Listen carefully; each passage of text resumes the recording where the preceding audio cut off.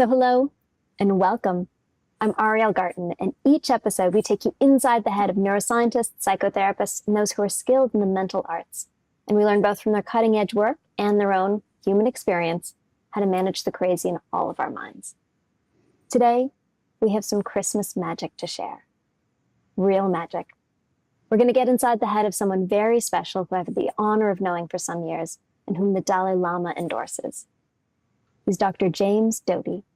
He's a Stanford Neurosurgeon who's an extraordinary life story, moving from shame and poverty to success and giving, thanks to a woman he met in a magic shop.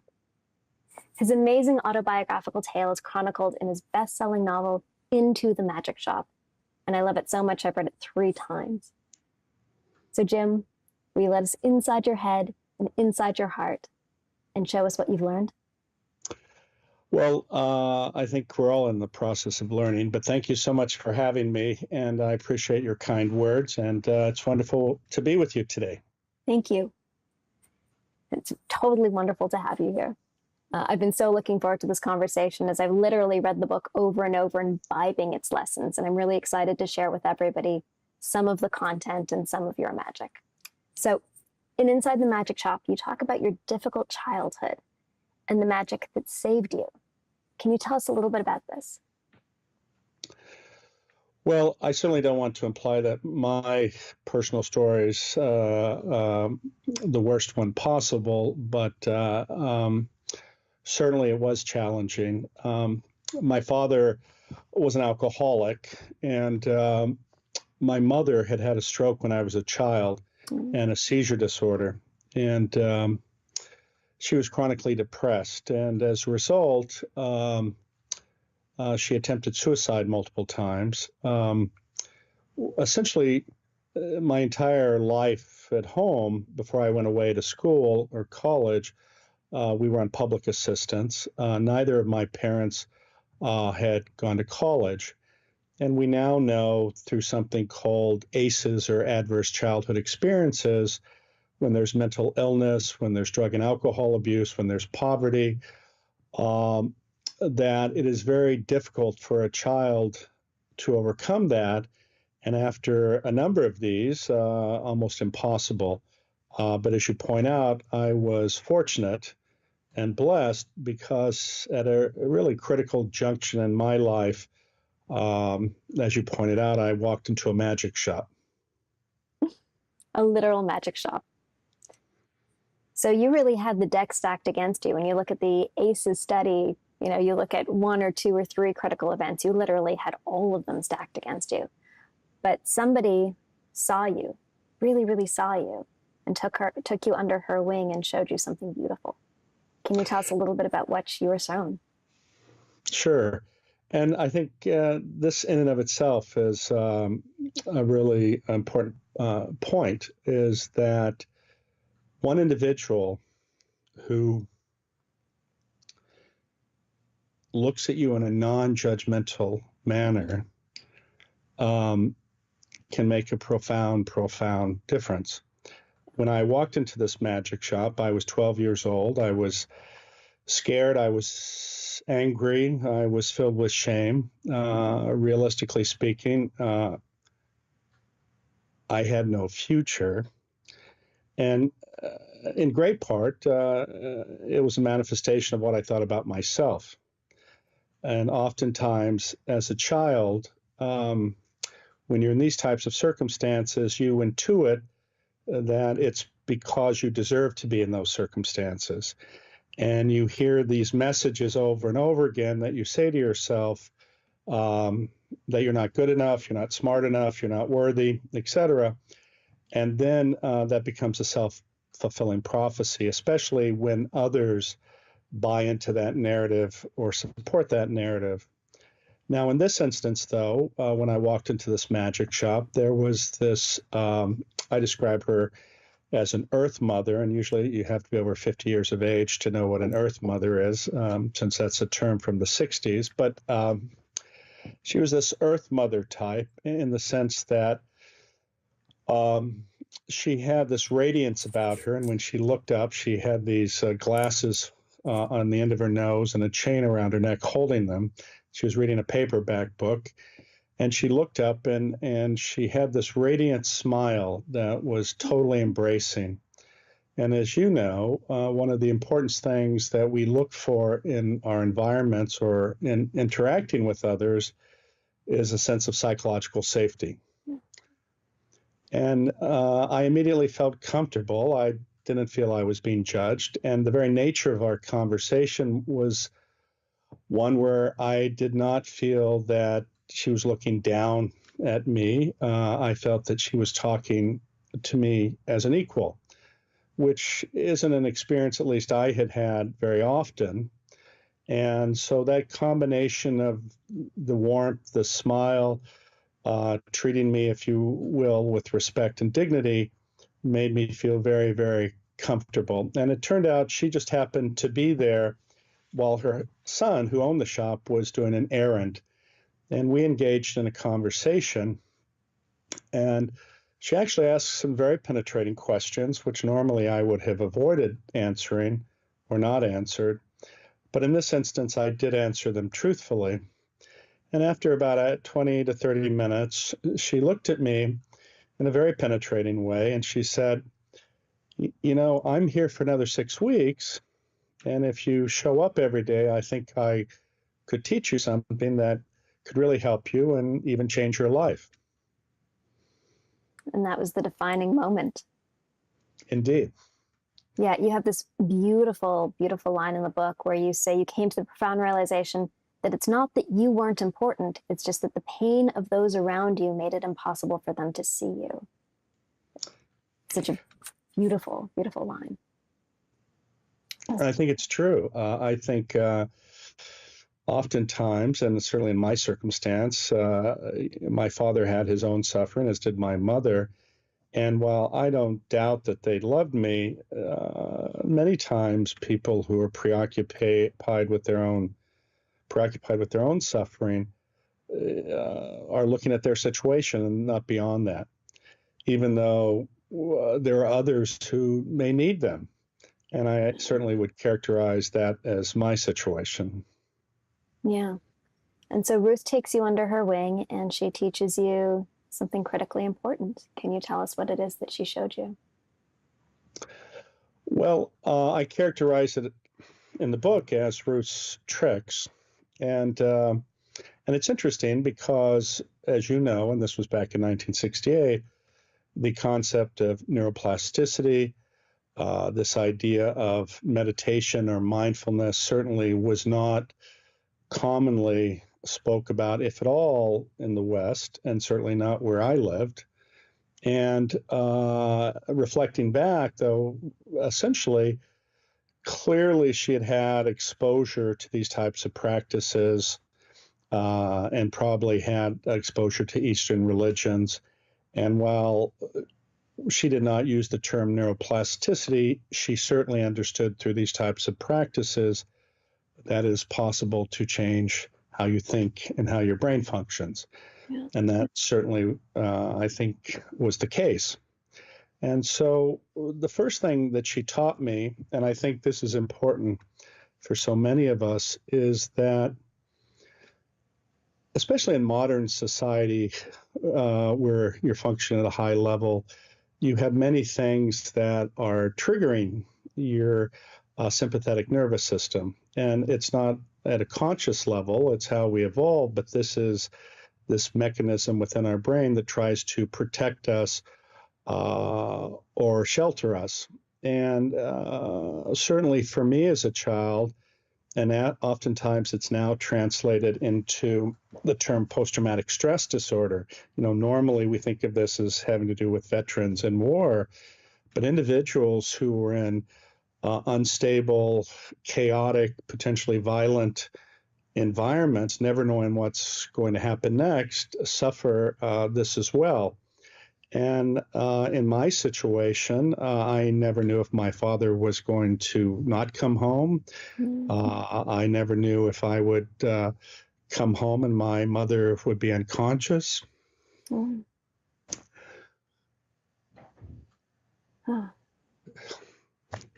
So, you know, you can appreciate how in that type of a situation, you're scared. You don't know what's going to happen next. And as a result, when we're scared and anxious, our muscles tense up. It's very hard to focus because we're always looking around, waiting for the next thing to happen.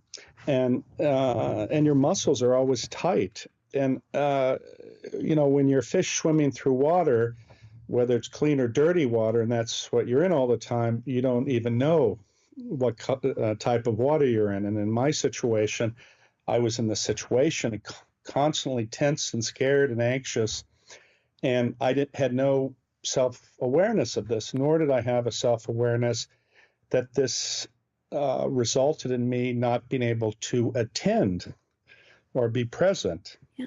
And of course, a critical part of our social interaction that binds us and connects us to other people is this ability to attend and be present. And it's also really critical for high achievement. And she, again, intuitively recognized this. And basically, I would spend about an hour to an hour and a half with her in this back room of this magic shop. And certainly today, if somebody said, I'm taking a 12-year-old boy and he's going to sit with this older woman for an hour or two in this back room, it might not be appreciated. But it seemed perfectly okay. And in fact, it was. And the first thing she taught me was how to relax the body. And nowadays, I think we would use the term survey. I think this is what John Kabat-Zinn uses. And this is this idea where you sit, you relax or try to relax, but with intention, you go from your toes all the way up through your body while you're slowly breathing in and out, and slowly breathing through your mouth, exhaling through your nose. And then you just sit there. And this ability to sort of consciously relax start changes physiologically in you. It slows down your heart, your muscles relax, and you begin to have the sense of calmness. And certainly for me, being able to escape this chaotic sort of environment that I had created in my mind was quite unusual. And it took a while, as I talk about in the book. Frankly, initially, I thought this was craziness. And I was wondering, what the hell's going on and what's she doing? But after a fair amount of practice, I was able to do this and to sit up straight and to be completely relaxed and to breathe slowly in and out. And suddenly I started feeling this sense of calmness and actually feeling good and feeling okay. And it was really quite special. So this is amazing. In the late 60s, you happened upon a woman who taught you mindfulness before the term probably was even existing. Exactly. So I was one of the first mindfulness people in the United States. And so what did this allow you to do once you learned to relax your body and calm your physiology? What started to shift? That in and of itself allowed me to attend, if you will, to be able to listen more clearly, to be present. And from that, she taught me what I call taming the mind, or Ruth's trick number 2. What I didn't appreciate also was that I had, like so many of us, had a negative dialogue going on in my head. And the problem is that the way we evolved as a species, things that are negative have a tendency to be sticky. Very attractive, yes. Because negative things often mean danger. And so statements that are made, negative commentaries, self-generated negativity, negative emotions, they have a tendency to stay with us. And it's sort of like the saying, The truth travels slowly, but a lie travels, at light speed. And in some ways, these negative things stick to us much more than positive things. And as a result, certainly for me, I had created a negative dialogue in my head.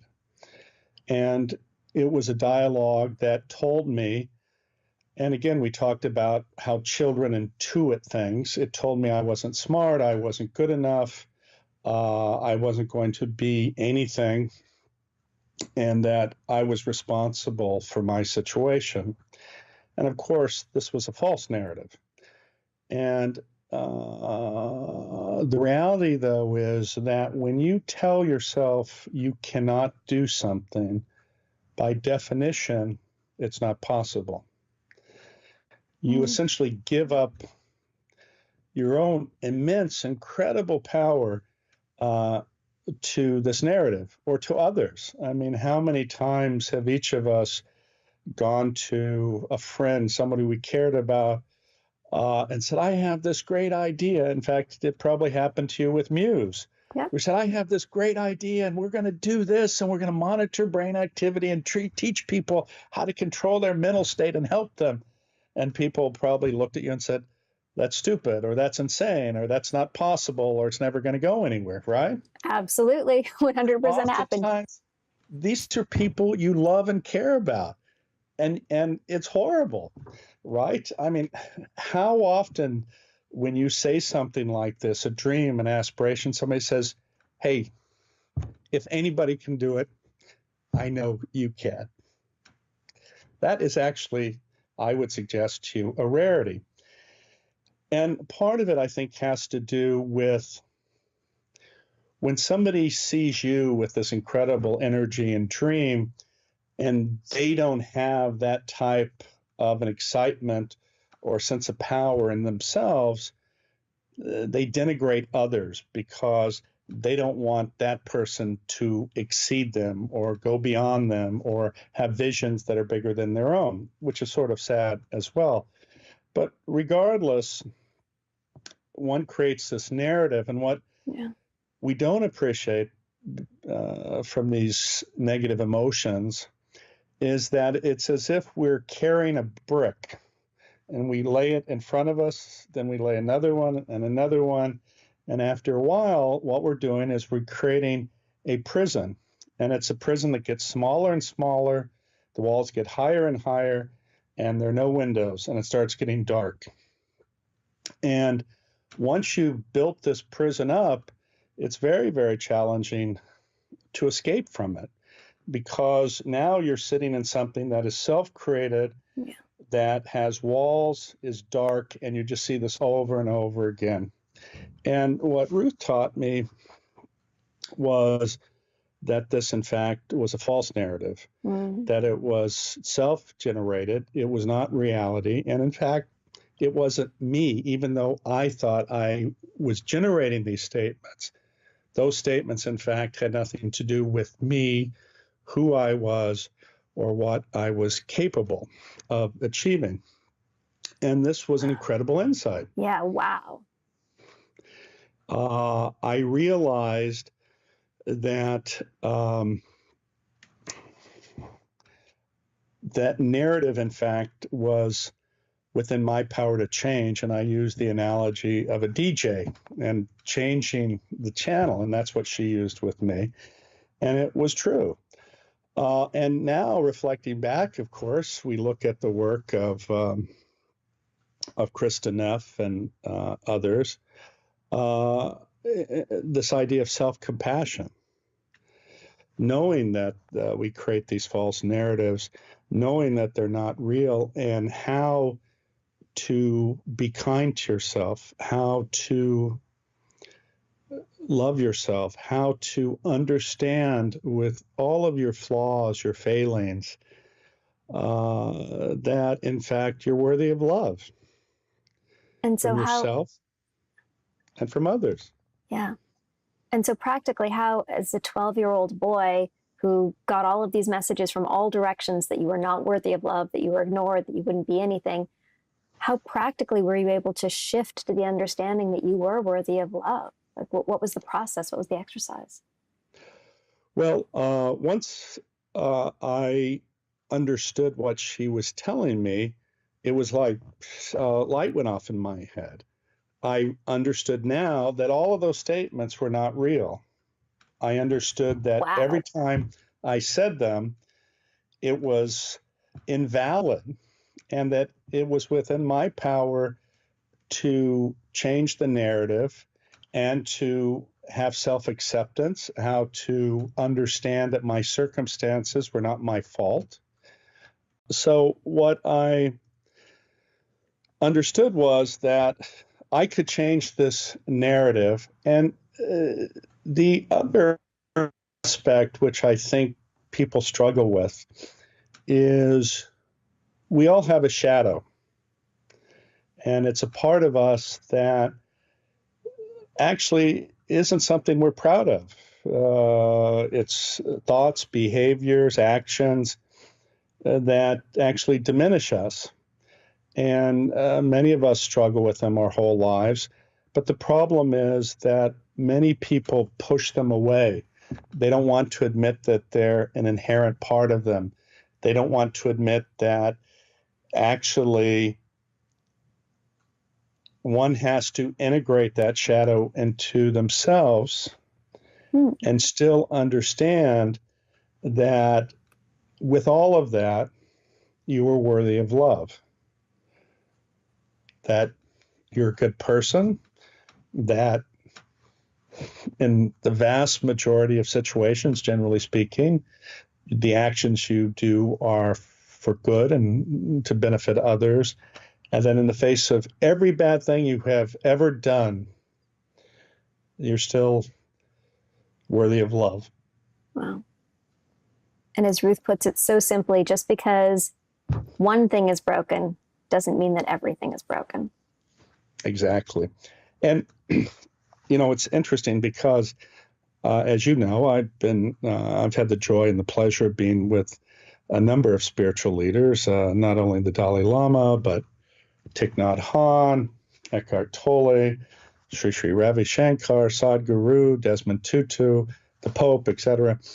And it's interesting because when you're in the presence of an evolved spiritual leader, what you see and what you were given in that situation, when you have that level of proximity, is unconditional love. Yeah.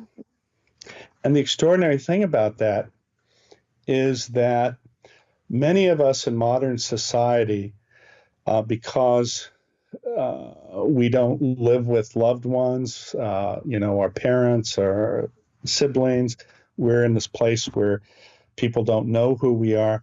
We put on a projection of how we want people to see us, without all of our flaws, without the shadow, without the failings. I'm a neurosurgeon at Stanford, I'm a professor, I've accomplished this, et cetera, et cetera. And what people don't appreciate is that the psychic energy necessary to carry that projection is actually quite heavy.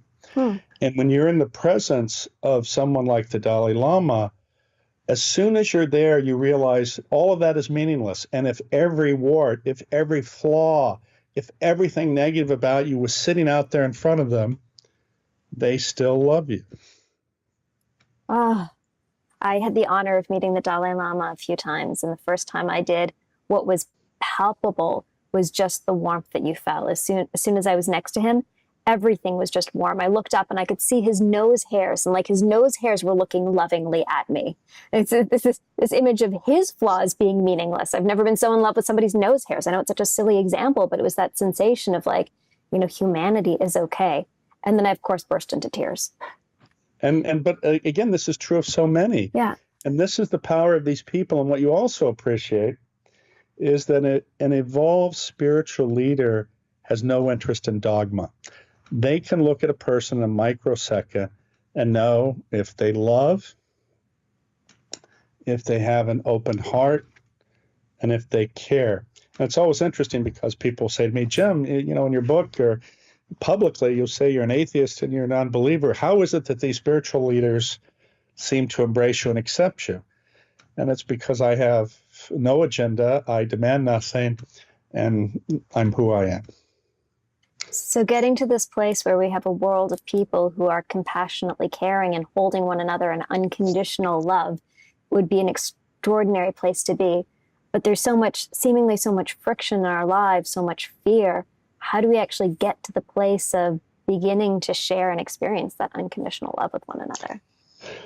Well, I think that's the next lesson, if you will, that taught me, which is this concept of opening your heart.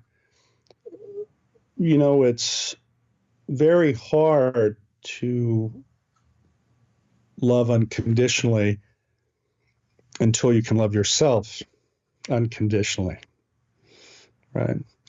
And this idea of self-compassion, being accepting of yourself, loving yourself in the face of your flaws is critically important, because when you're always beating up yourself on an unconscious level, you're often hypercritical and excessively demanding of others and looking at their imperfections because you spend so much time looking at your own. And so when you're able to be self-compassionate, when you're able to feel comfortable with who you are, both good and bad, and still love yourself, then you can begin to start this exercise of giving unconditional love to others. And I think certainly the best way to practice that is to think of those times in your life, and whether, you know, the Dalai Lama will use the mother as an example. Think of those times in your life when you have been in a position, when you've been vulnerable, and someone has given you unconditional love. And the warmth you felt and the safety and the bliss of that. And you were just describing it with the Dalai Lama. It's profound. And that is what actually each of us has the capacity to give to another. And when you're able to give that beautiful gift to another with no expectation of anything other than wanting them to be happy, that's when everything starts changing. Wow. So practically speaking, you know, people listening to this are saying, this sounds amazing. You know, they're there with you, imagining their mothers, they're feeling the warmth. How do you actually practically do this? How do you practically bring it into your life every day and pay it forward every day? Well, I think there are a couple ways to do that. And I talk about the alphabet of the heart in my book. Yeah. And I'll detour a little bit to explain my own practice, if you will. So I was asked to give a talk to the incoming medical students at my medical school, which to me was an extraordinary privilege and an honor to be asked to come back to my medical school and do that. And I really wanted to leave these students with something that I thought could be with them easily and easy to remember. And in medical school, of course, you're demanded to remember things, and many people use mnemonics. And after a significant amount of reflection of my own trajectory in life and my own journey, I came up with 10 letters of the alphabet, which obviously would be easy to remember and would center one, whether as a physician or human being. And those 10 letters were C through L. Compassion for self and others, recognizing the dignity of every person, practicing equanimity, this sense of evenness of temperament in the face of changing situations, practicing forgiveness, because so often we carry anger and hostility towards another, and it doesn't hurt those people, it only hurts us. You have an amazing line in the book that holding hostility towards somebody who has been hostile towards you is like drinking poison and hoping it kills them. And I think that's exactly right. And then, of course, gratitude. And we know having gratitude for what you have and your blessings is very, very important to mental health.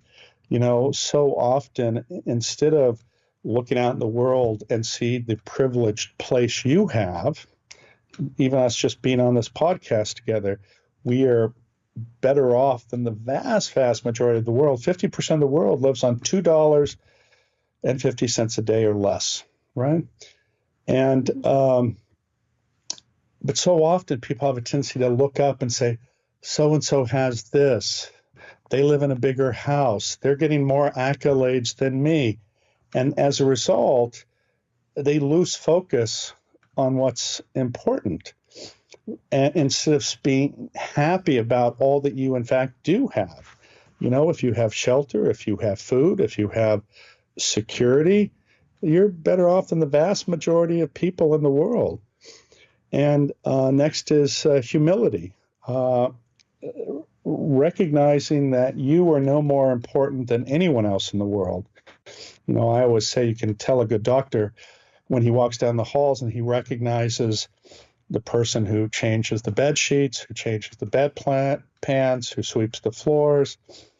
Every person in that environment is critical to my success and the patient's success in terms of an outcome.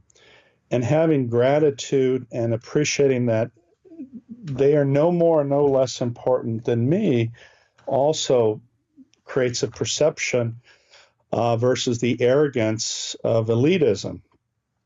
And then, of course, having personal values and integrity, rules or boundaries that you live by, that you have defined that make you the best person you can be.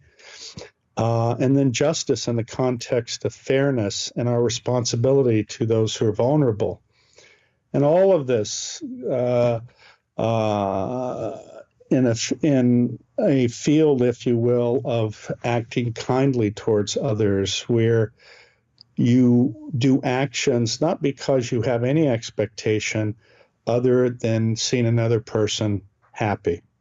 And when you do that and you live that, that then is essentially the definition of love, which is the last letter. And so I'll tell you a very quick story, and then we can go on. And after I gave that talk, a few months afterwards, a woman sent me an email, and she said, I'm the spiritual director of the largest homeless shelter in the United States. And she says, I'm a person of faith. My friends had sent me scripture, but in the face of this, I was completely burned out, and I had resigned from my job. On my last day at work, as I was packing my box to take my stuff away, a friend shared your talk, and it was so moving to me, it gave me the strength to return to work, which is, oh my goodness, right? Yeah. And I just sent her a note, and I'm very thankful that she sent that to me and shared that with me. A few months later, she sent me another email, and she said, we've begun this practice in the homeless shelter with our clients, and it's been very powerful. Then a few months later, she sent me another note. She said, I was telling my best friend about this and how powerful it was. And she has a daughter named Jenny, who's 9, who makes beads. And as you know, in every faith tradition, they're malas or prayer beads. And this little girl on her own made a set of beads, and also on her own added a golden bead to represent the golden rule. So it had 10 wooden beads and 1 golden bead. And she said, would you mind if we sold these as a fundraiser for our shelter? Amazing.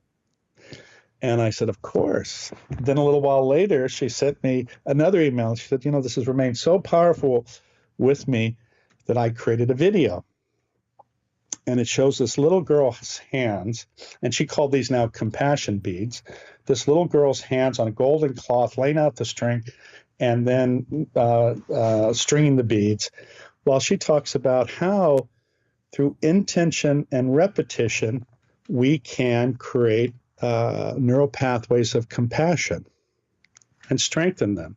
And in fact, we now know, of course, through neuroscience, that in fact, this is true. We can create neural pathways of compassion through intention and repetition. And it's a beautiful video. And subsequent to that, two things happened. Actually, many things happened, but two things happened. Is one, her and I became very good friends. Two, I actually visited the homeless shelter, met with the clients and the residents, and gave a sermon in the church. That was quite moving. And subsequently, we have remained very good friends. And the reason I tell that story is because that has now become my own practice. And so what I do in the morning is I will sit, and we were talking about unconditional love. I will sit in the morning and think of the awe of simply being, and also the feeling of being unconditionally loved and the warmth that you feel through that. And then I go with those beads through each of the letters with intention. And then that sets my intention for the day. And then I keep them in my pocket. And throughout the day, periodically, I'll put my hand in my pocket and I'll touch the beads. And then I'll arbitrarily pick one to just sit with for a minute and a half or so. And it resets my intention. Amazing. So clearly, I'm going to need to have the link to the beads in the show notes. And let's just review the alphabet so that everybody can sink it in. So C, compassion. D, dignity. E, equanimity. F, forgiveness. G, H, I, C, D, E, F, G, H, humility. I, intention or integrity. J, justice. Justice or fairness. Yeah, fairness. K, kindness. And L, love. Yes. Beautiful. So every morning you go through those one at a time and feel them and sink in with them. And it's a wonderful way to center yourself throughout the day. Because what happens to so many of us, we get caught in our day and our demands. And because I have them in my pocket and I put my hand in my pocket, I touch it, and then it reminds me and steps me back to sort of take a little bit of time to reflect on my intention, who I am, who I want to be, and what I'm trying to do. And at least for me, and I think a number of others have expressed this who use the beads, it's very powerful. So it may be funny to some people hearing a neurosurgeon talking about love and compassion. But one of the main points that you make in your book is that you've moved from the head to the heart, and that the heart has more innervations to the head than the head has to the heart. Can you talk a little bit about this? Sure. As you know, there is representation of our nervous system through all of our organs, and especially the heart. And we know that this is not; these connections are not a one-way street or road, if you will, but in fact two-way. And there's signals that these organs, especially the heart, and we now know the stomach and the gastrointestinal tract, signals us, and our brain responds. And in fact, you have probably heard of the broken heart syndrome. And this was described in Japan, but people who have gone through incredible emotional trials or tribulations, especially in this case related to a loved one, sometimes their heart will just stop and they'll have no disease whatsoever. And so this back and forth signaling is critical to our mental and physical health. And in fact, there's some literature that says that it is more important in terms of mental and physical health to practice compassion than being at your ideal body weight or exercise. Wow. Wow. And so we know that with certain types of meditative practices, with practices focused on compassion, it has a huge physiologic effect. As you probably know, that when you meditate, and often focusing on your compassionate intention, if you will, you'll shift from the stress mode or your sympathetic nervous system, which is part of the autonomic nervous system, which is this nervous system road, if you will, between your brain and your organs, that it'll have a profound effect on your heart function.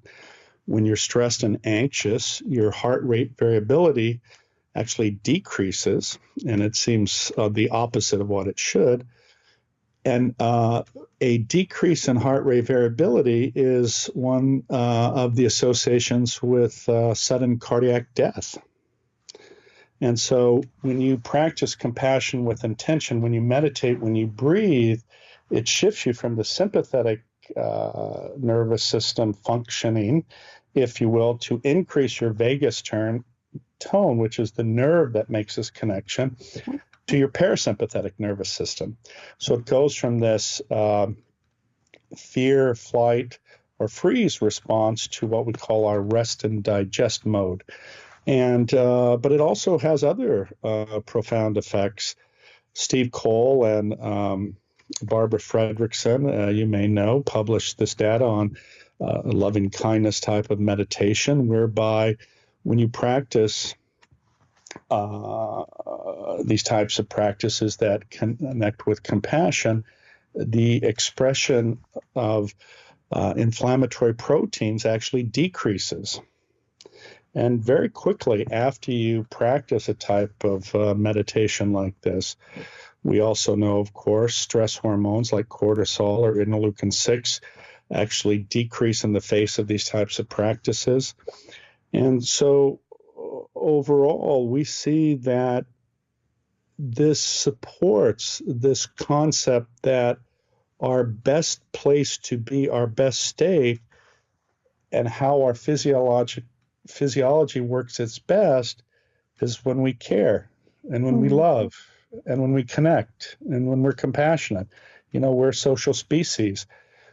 As a species, we evolved this aspect of ourselves because to have theory of mind, to have abstract thinking, complex language, required that our offspring are cared for by us for well over a decade and a half before they can function independently. So we have this mirror neuron system that requires that they're cared for, yet the energy cost of that is huge. And as a result, we have created a mechanism that when we care, when we respond to the suffering of another, when we embrace another, it makes us feel good. It makes our physiology work its best. And so as we evolved from the nuclear family to the hunter-gatherer tribe, it was still critically important for us to intuit the emotional states of others to see if someone's suffering, because if someone is suffering, it puts the tribe or group at risk. And remember, that was our primary survival strategy until 6,000 to 8,000 years ago, when we lived in these small groups of 10 to 50. And if you look at how we evolved as a society and the creation of religion, essentially every religion has at its core compassion. So we now have multiple justifications for engaging in compassion. Both the way that it improves our own physiology, allowing us to relax, improving our nervous system, the fact that it may be better for you than diet and exercise, the fact that it helps us nurture our young and care for our young, the fact that we possibly get just as much, perhaps more, out of caring for another than the other gets. So that we get this, payback for caring, in essence, and that it makes us stronger as a society. When one of us falls, we are all brought down. And so this nurturing instinct, this instinct for compassion and caring, allows us to care for one another and bring us all along and forward. So if anybody ever felt like, this lovey-dovey stuff is for hippies, this, lovey-dovey stuff is for women, this lovey-dovey stuff is for somebody else, it's actually for all of us. It's what makes all of us physiologically and socially stronger. No, you're absolutely correct. And it's interesting because I think the fact that, I have been successful as a neurosurgeon and at Stanford, and have also been a successful entrepreneur, gives some degree of credibility that these concepts are in fact real. And I have no problem being vulnerable or showing my own emotion. And it's interesting because some people think that, especially men, think that if you show that you hurt, that you're vulnerable, it's a sign of weakness. And it's interesting because, in fact, it's quite the opposite, isn't it? Mm-hmm. So I want to get back to your personal life story for another minute because it is so extraordinary in the lessons that it teaches. So you were in the magic shop and Ruth was giving you these lessons. You went from poverty to ultimately becoming a doctor. And then we wake up one morning in the book where you have $75 million in your bank account, the things that you have always wanted. Can you tell us about that and what happens from there? Sure. So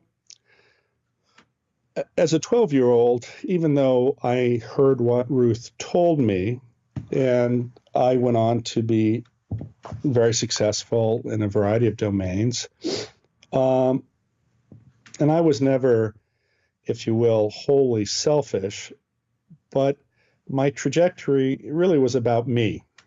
And what happened is that I ended up being incredibly successful as an entrepreneur. I had a penthouse in the top of a building in San Francisco, a private elevator. I had Porsches, Ferraris. I was flying in private jets. I had been divorced for a period of time. I was dating beautiful women. And what's extraordinary about that is here, suddenly, everything that I thought translated into happiness, success, I would come home and feel empty and miserable. And I had everything, yet I had nothing. And I had never been, frankly, so unhappy in my entire life, having everything. And this is the problem with people. They look at others, they see the types of things that others have that I've been describing, and they have this false notion that, wow, if I just had that, that's going to make everything better and special, and it's all going to be great, and I'll be great, and I'll be happy.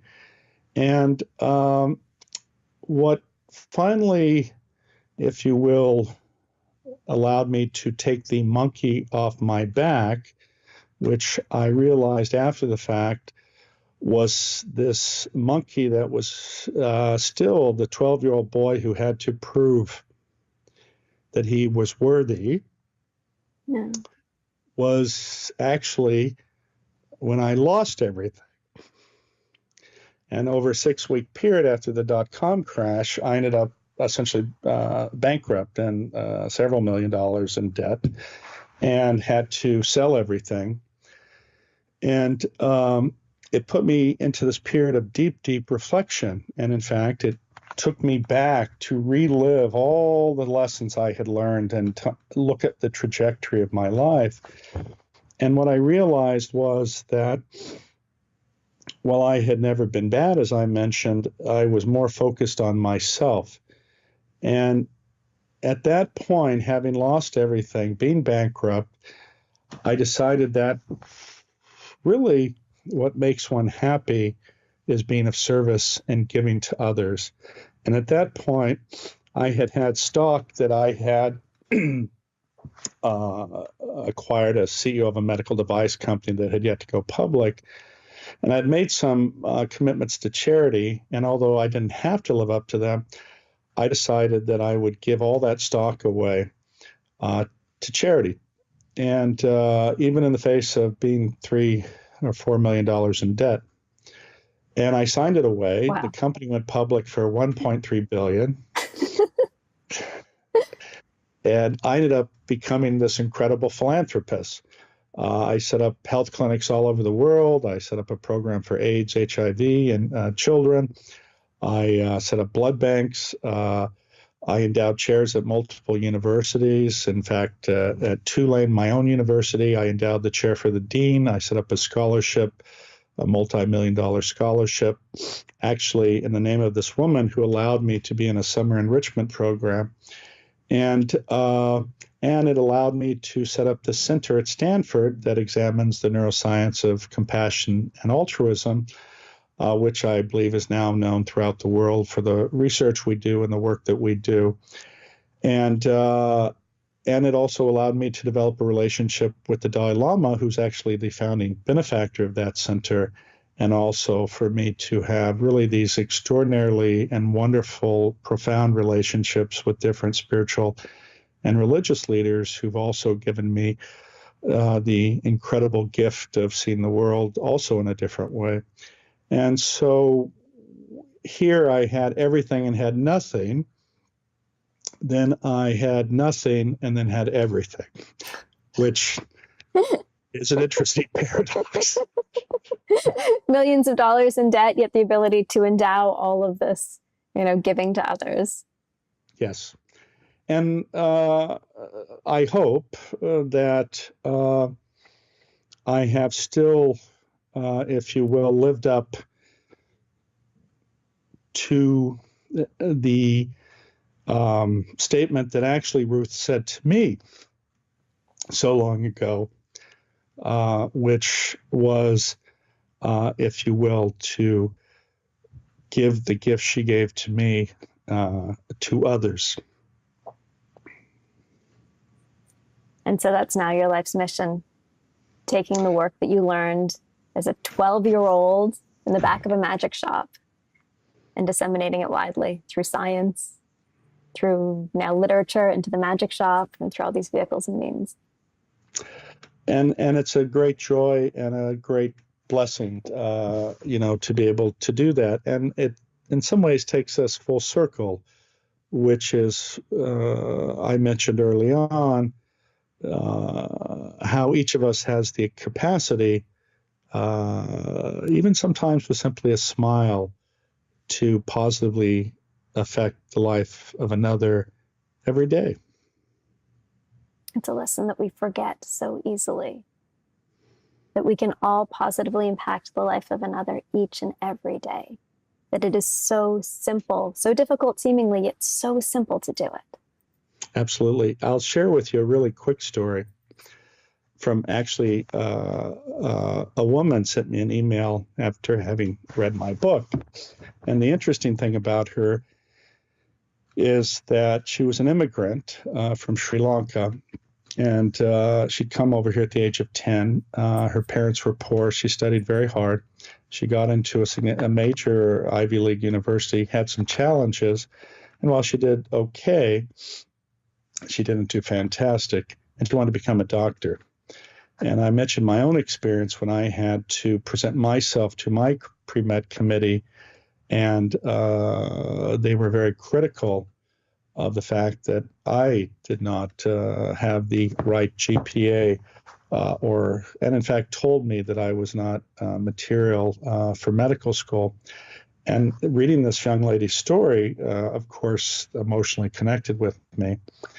And she had been rejected by this time from 4 medical schools over 4 years. Over and over, she had tried to get into medical school. So I was so touched by her email that I connected with her, and I worked with her and helped her change a little bit of her narrative. And she literally 2 weeks ago sent me an email saying she had gotten into medical school. Awesome. Yep. And in fact, she was accepted to my medical school. So. Amazing. How simply taking the time with somebody to help them through what could be a critical thing in their life, which takes very little time from your life, can be so profound. I think that's a lesson that we're learning over and over and over again from you. And just to mention one other thing, and I think it relates to all of what we're talking about. As you probably know, there are these areas in the world called the blue zones. Mm-hmm. And these are places where people routinely live to be over 100.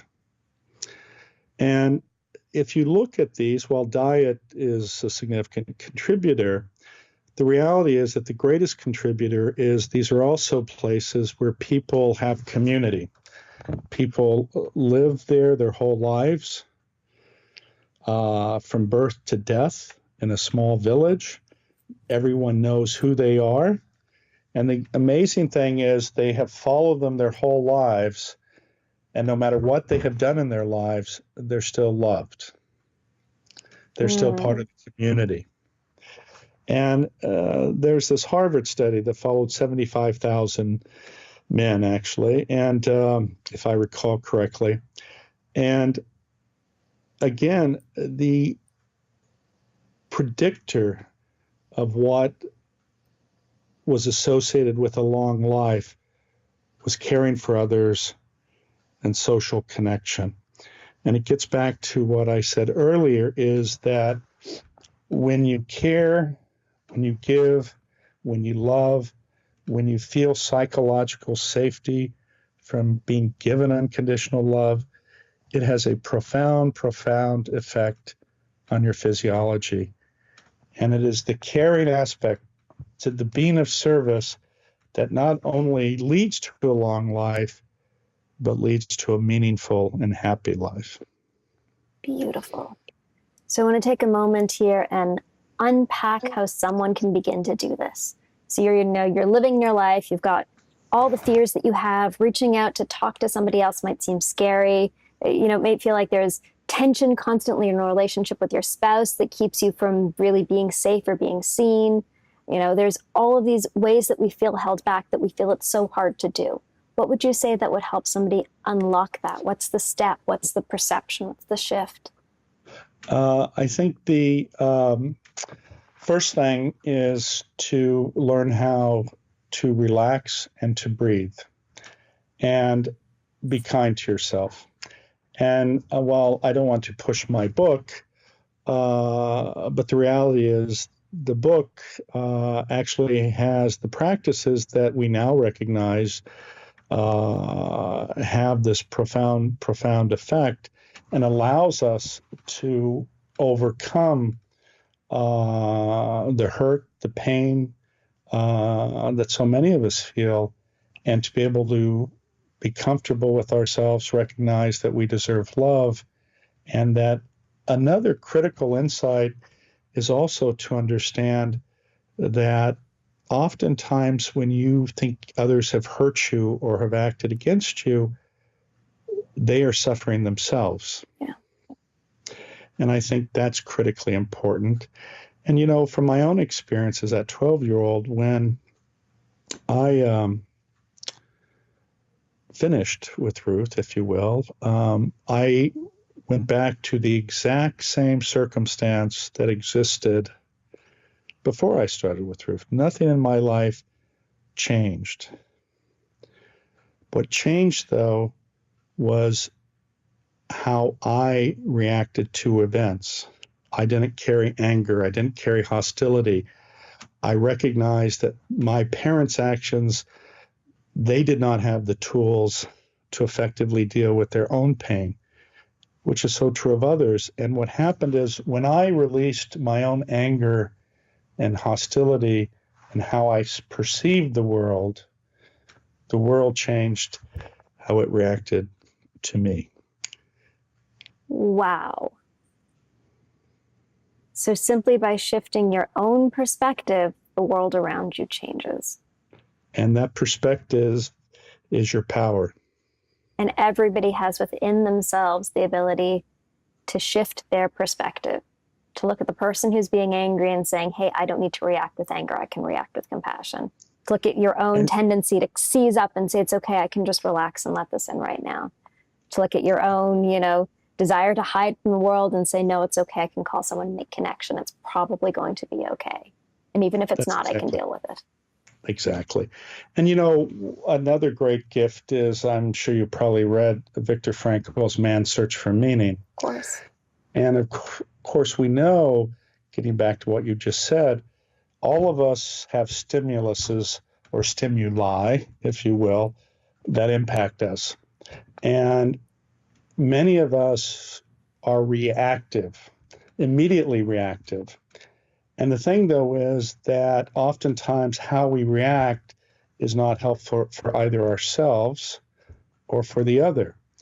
And so between stimulus and response is a pause. And as he says, within that pause is your freedom, because it's within that pause where you have a choice.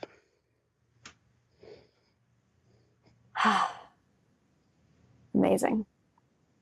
So thank you for sharing with us the value of the pause, the value of the heart, the possibility of the freedom that we can all have from our situation, whether we think it's dire or normal, the opportunity to reach out and connect to another, to make the world better and stronger through love and compassion. And thank you for your work and your time today. And Thank you. Thank you for letting us inside your head and your heart. Oh, sure. And it's a joy to be with you. And happy holidays. Much love. And I look forward to seeing you again. Likewise. And for anybody looking to follow up on Jim's work, I highly encourage you read Inside the Magic Shop, probably available on audiobooks. I've given it as several Christmas gifts by now. And you can find more about his work and also recordings of the exercises that Ruth took him through to help you relax your mind, relax your body, open your heart, and manifest whatever you want. And those can be found at insidethemagicshop.com. Yes, and also just to mention, there is a CD set that's coming out actually in January 8th, I think it is, called Lessons from the Magic Shop from Sounds True. Oh, great. Yeah, Tammy Simon does great work. Yes. So, well, listen, take care. And again, enjoy and a wonderful holiday. And I know we'll connect again soon. Look forward to it. Much love. Take care. Thank See you. you. Bye.